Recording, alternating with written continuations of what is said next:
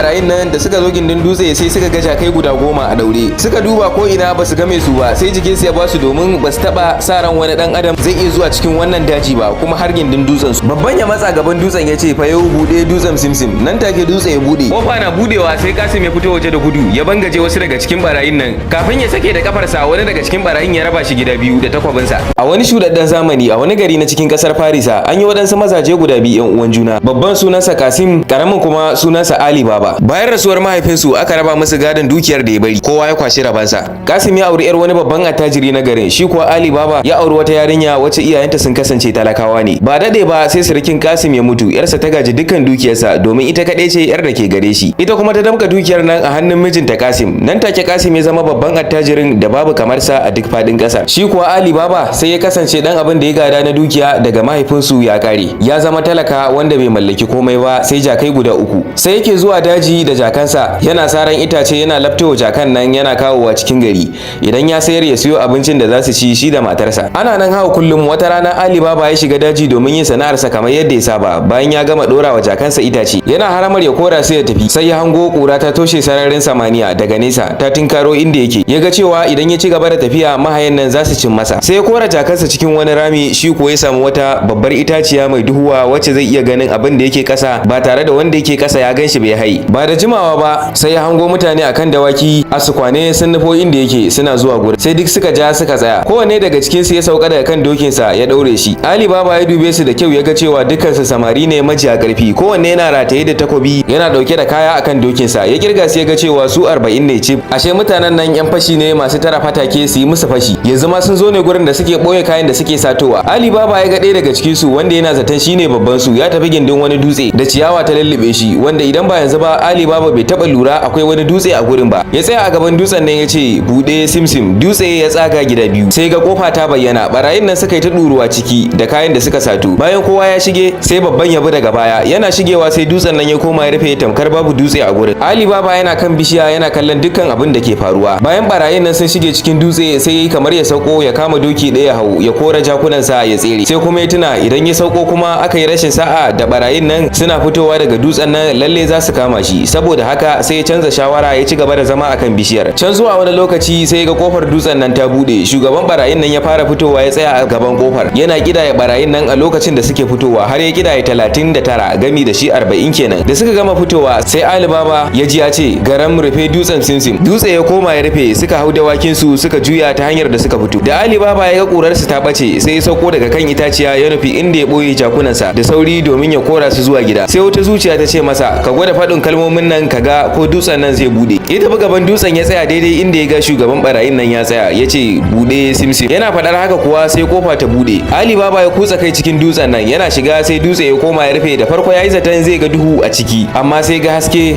kamar an kunna fitilu. Ya duba haka sai ga dukiya tsibi tsibin zinariya daban, tsibin azurfa daban, tsibin tagulla daban, gefe kuma ga kuɗi nan tsaba cunkus. Ali Baba ya mamakin yadda waɗannan barayi suka tara wannan dukiya mai yawa haka. Ya ce a ransa lalle sun gaji dutsen nan ne tun daga kaka da kakanni, domin yawan su ba su isa su tara wannan dukiya ba, ko da kuwa sun yi shekara 100 suna tara ta. Ya tattaro wasu buhunhunan zinariya waɗanda ya san jakunansa za su iya ɗauka. Ya ce fa yau buɗe dutsen simsim. Dutse ya buɗe ya fito da buhunhunan nan waje. Sannan ya ce rufe dutsen simsim. Dutse ya koma ya rufe ya jawo jakunan sai ya ɗora musu dukiyar nan, sannan ya ɗora musu itace daga sama ya rufe yadda mutane ba za su gane ba. Ya kora su da sauri ya nufi gida yana murna. Da ya isa gida ya kora jakunan ciki ya kira matarsa suka sauke kayan. Ko da ya zazzage sai gurin ya haske. Matar ta ga zinariya tana ɗaukar ido. Ya shaida mata dukkan abin da ya faru. Ta yi godiya ga Allah ta ce dare daya Allah kan yi bature. Hakika duk faɗin garin nan yanzu babu wanda ya kai mu arziki, bar na kidaya mu gani. Ali Baba ya dariya ya ce menene na bata lokacin ki wajen kidaya wannan zinariya, sai ki yi kwanaki baki gama kidaya ta ba. Abin da nake so da ke shine bakin ki kanin kafarki, kada ki kuskura wani ya ji wannan labari. Zan je na haƙa rami mu binne wannan dukiya da Allah ya bamu. Matar ta ce duk da haka dai ina so na san adadin wannan zinariya kafin ka gama haƙa rami. Bari na je makwabtan mu gidan yayanka Kasim na aro karamin mudun su na awan hatsi domin naga ko mudu nawa wannan zinariya za ta yi. Yace ba laifi amma ta tabbatar bata faɗa wa kowa abin da za su auna da mudun ba. Ta fito ta shiga gidan Kasim ta tarar da matarsa. Bayan sun gaisa ta ce ta zo ne aron mudun su na awan hatsi. Matar Kasim ta tambaye ta babba ko karami, ta ce karamin ma zai yi. Ta shiga cikin daki domin ta dauko mata. Ta ce a ranta me waɗannan matsiyatan za su yi da mudu, ina kuma suka samu hatsi mai yawa haka da har sai sun auna shi da mudu, kuma wanda irin hatsi ne wannan. Sai ta samu karo kaɗan ta manna shi a ƙasan kusurwar mudin, wanda ta tabbata karan zai like kwaya ɗaya na hatsin da za su auna, ta haka za ta iya gano kalar hatsin da suka auna idan an maido mata da mudun. Ta kawo matar Ali Baba. Bayan ta dawo gida sai ta fara auna zinariyan nan mudu har ta gama kaf. Ta je ta shaida mijinta da yake haƙar rami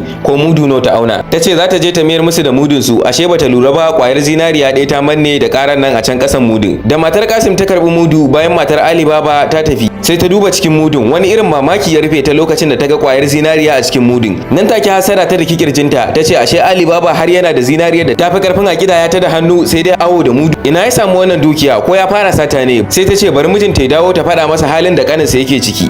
Lokacin da Kasim ya dawo daga kasuwa, tun bai huta ba matarsa ta tare shi ta ce mai gida, na san da cewa ka ɗauki kanka a matsayin wanda ya fi kowa arziki a duk faɗin garin nan, to amma abin da baka sani ba shine yanzu akwai wanda ya dame kai shanye game da arziki cikin wannan gari namu, domin yana da tarin zinariyar da tafi karfin a kidaya ta da hannu sai dai a auna da mudu. Kasim ya ce wane ne wannan attajirin haka, amma dai bai dade da zuwa garin nan ba ko? Matar ta ce ba kowa bane face dan uwanka Ali Baba. Ta kwashe dukkan labarin yadda matar Ali Baba ta zo aran mudu a gurinta da kuma dabara da ta yi har ta gano abin da aka auna da mudun. Kasim ya kasance baya kula da taimakon dan uwansa Ali Baba, duk da tarin dukiyarsa baya koyar da ya matso kusa gare shi, wai kada ya shafa masa talauci. Da ya ji wannan labari daga matarsa sai ya cika da mamaki tare da kuma hasarar jin cewa wai har akwai wanda ya fi shi arziki a garin su. Ya ce a cikin ransa yanzu dare yayi, amma gobe tun da safe zan je gidan dan uwana na ji inda ya samu wannan dukiya da rana tsaka. Lalle idan ya fara sata ne zan tsegunta wa sarki a daure shi. Ya kwanta amma ya kasa yin barci, yana ta tunane har gari ya waye. Da gari ya waye tun da sassafe Kasim ya yi sallama wa Ali Baba.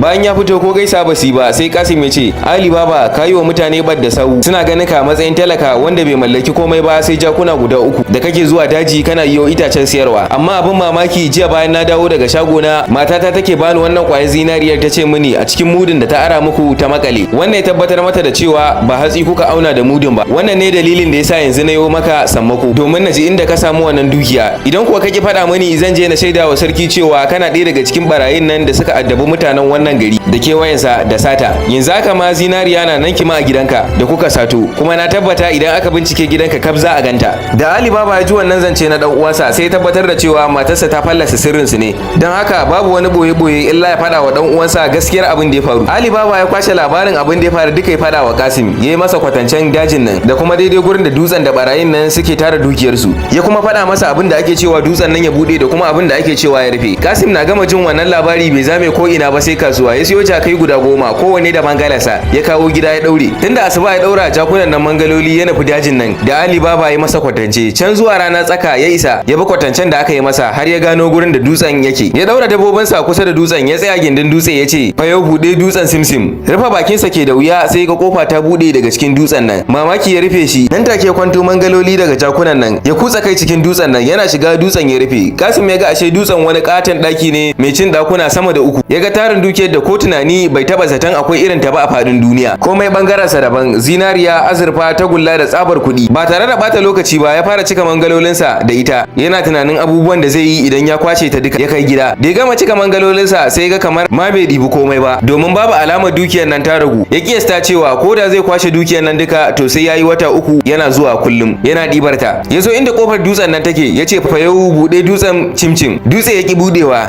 ya ƙara cewa fa yau buɗe dutsen jimjim. Dutse bai ko motsa ba. Kasim mai ta kiran kalmomi kamar su timtim, kimkim, zimzim, amma Allah da ikonsa har ya gaji ya kasa tuna kalmar simsim, kamar ma dai bai taba jin kalmar ba. Daga nan sai murna ta koma ciki, domin ya tabbata idan barayin nan suka dawo suka same shi a ciki lalle kashinsa ya bushe. Sai duk dukiyar nan da ke cikin dutsen nan ta fita daga ransa, ya fara safa da marwa yana kokarin tuna kalmar da ake faɗa dutsen nan ya bude. Ya duk iyakar kokarinsa amma ya kasa tuna kalmar. Da ya gaji sai ya samu guri ya zauna yana tunanin makomarsa idan barayin nan suka same shi a cikin wannan ma'ajiya tasu. Bai san tsawon lokacin da ya kwace a cikin dutsen nan ba, sai ya ji karar kofatan dawaki suna nufo gurin da dutsen ne yake. Tun yana jiyo su daga nesa har suka zo dab da gindin dutsen. Daga nan sai ya ji duk sun sauka daga kan dawakansu. Ya duba cikin dutsen nan ko zai ga wani makami da zai kare kansa da shi, bai samu ba. Ya duba ko akwai wani guri da zai iya boyewa, ya ga babu. Ya yanke shawarar ya tsaya dab da bakin kofa, idan dutsen ya bude sai ya yi waje da gudu, ya kama dokinsa daya ya sukwane shi. Idan Allah ya taimake shi zai iya tserewa, dan haka sai ya tsaya dab gurin da kofar za ta bude cikin shiri. Su kuwa barayin nan da suka zo gindin dutse sai suka ga jakai guda 10 a daure. Suka duba ko ina ba su game su ba, sai jikinsu ya ba su, domin ba su taba sa ran wani dan adam zai iya zuwa cikin wannan daji ba, kuma har gindin dutsen su. Babban ya matsa gaban dutsen ya ce fa yau bude dutsen simsim. Nan take dutse ya bude. Kofa na budewa sai Kasim ya fito waje da gudu, ya bangaje wasu daga cikin barayin nan. Kafin ya sake da kafarsa, wani daga cikin barayin ya raba shi gida biyu da takwabinsa. Ku biyo ma ci ci gaban labarin anan duk wata gwarama da turka-turka take. Idan wannan shine farkon shigowar ku wannan tasha tamu mai albarka, kar ku manta da subscribe da danna alamar kararrawa ta yadda muna dora ci gaban sa za a sanar da ku